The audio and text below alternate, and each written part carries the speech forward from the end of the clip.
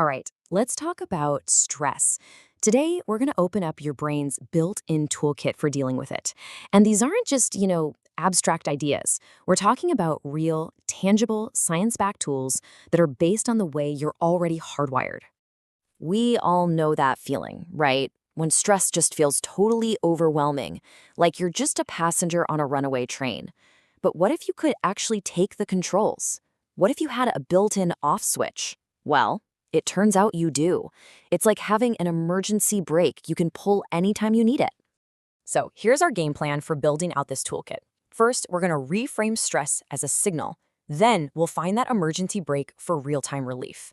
After that, we'll talk about how to raise your overall stress threshold. And finally, we'll get into preventing chronic burnout. All right, let's jump right into section 1. We're calling this stress is a signal because, and this is really important, it's not the enemy we often make it out to be. So what is it then? Well, at its core, stress is just a generic, hardwired signal. Think of it like a biological alarm system. It's only there for one reason, to get your brain and body mobilized to do something. It's just a call to action. It's not a bug in your system. Okay, so if stress is a call to action, what do you do when that call is just, screaming at you, when it feels overwhelming?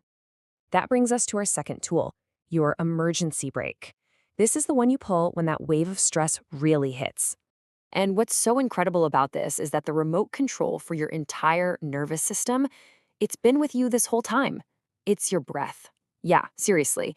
You can directly, intentionally control your heart rate and by extension your stress level just by changing how you breathe. So here's the nuts and bolts of how this works. When you take a breath in, your diaphragm moves down. Your heart actually gets a little bigger, and that slows down blood flow. So your brain speeds up your heart to compensate. Then, when you exhale, the complete opposite happens. Your diaphragm moves up, your heart gets a bit smaller, blood flow quickens, and your brain tells your heart, okay, time to slow down. So think of it this way. Inhaling is the gas pedal, and exhaling, that's the brake. Okay, so how do we actually use this brake? It's with a technique called the physiological sigh, and it's so simple. Here's what you do.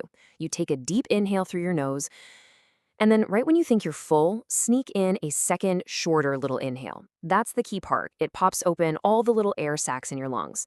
And then you just let it all out with a long, slow, controlled exhale through your mouth. And here's the best part, right? You don't need to go find a quiet room and meditate for 20 minutes. Just 1 to 3 of these physiological sighs can completely and rapidly shift your state. It just calms that feeling of high alert and brings your stress level way down. Now look, this isn't just some wellness fad. This is grounded